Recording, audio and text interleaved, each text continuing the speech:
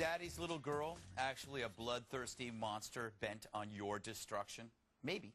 A new study of preschoolers says girls are every bit as competitive as boys, but they employ more subtle tactics. While boys use aggression to get what they want, girls rely on social exclusion. Researchers divided 4-year-olds, oh, that's disgusting, into same-sex groups of 3. Each group received a highly prized animal puppet. I wish I was a researcher. I do this on the street. I'd get arrested. Here, have a puppet. Boys, when they gave this puppet to the boys chased it, tried to grab it from the other boy, the boy who got it. Girls, however, they punished the girl who had the puppet by excluding her and whispering behind her back. Hey, Bob, doesn't it seem that all women have a best friend, but not necessarily a tight group of friends? Whereas men, it's the opposite.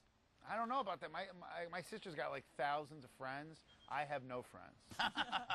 I don't know if I agree with that. But also the study's stupid because these kids are 4 years old. I would have peed on the puppet. That's true. Peeing on puppets is fun.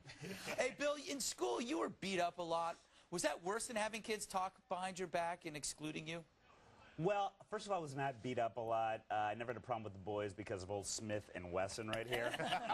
But as far as the girls are concerned, absolutely. They scared the crap out of me. To this day, they still do. But as far as the false rumors are concerned, I never peed in my bed when I was 15. Melinda.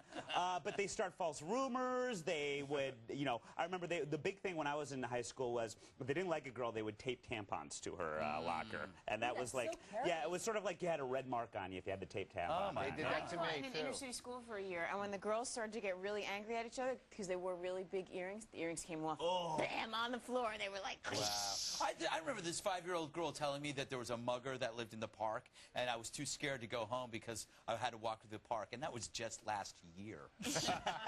Stupid 5-year-old. All right, damn it. We must move on. Don't go anywhere, my little minions. These upcoming stories will leave you winded, sweaty, and possibly topless.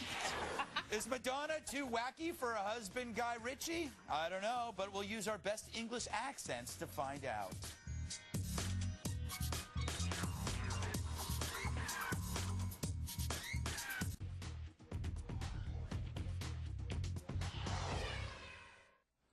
She was just too gaga for Kabbalah. That didn't even rhyme. Why did I say it? Did Madonna and Guy Ritchie split because the material granny loved her religion more than him? Sources close to the couple claim Ritchie went from blindly following Madge into the mystical Jewish faith to becoming suspicious of the devotees living off their money to eventually leaving the religion altogether, which didn't go well with his battier half. Hey, Bob, should we blame the Kabbalah for destroying Guy Ritchie's career or his equally weird wife?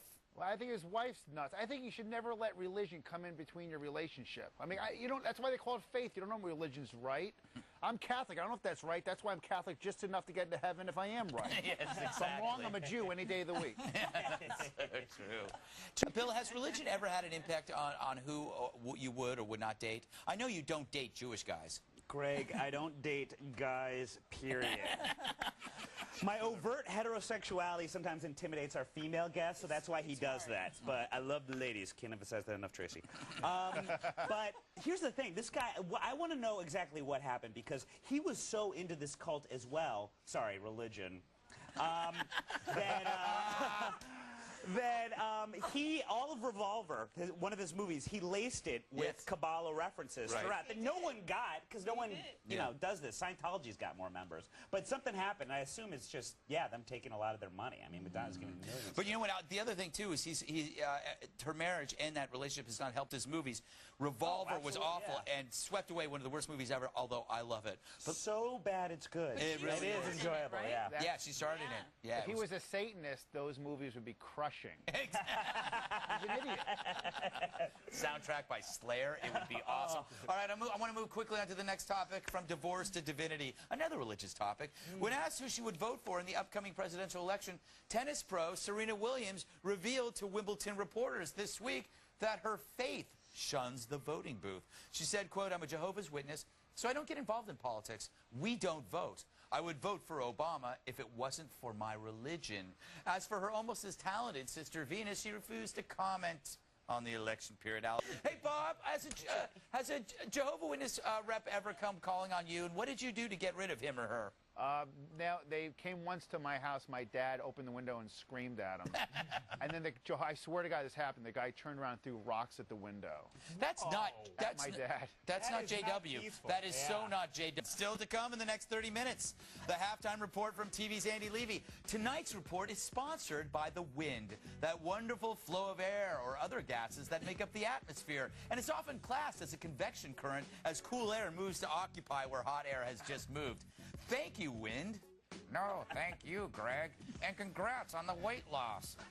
And if you have a comment on what you're seeing, you can email us. It's redeye@foxnews.com. Click on the floating head of Raymond Burr and win Supreme Court Justice David Souter for an entire month.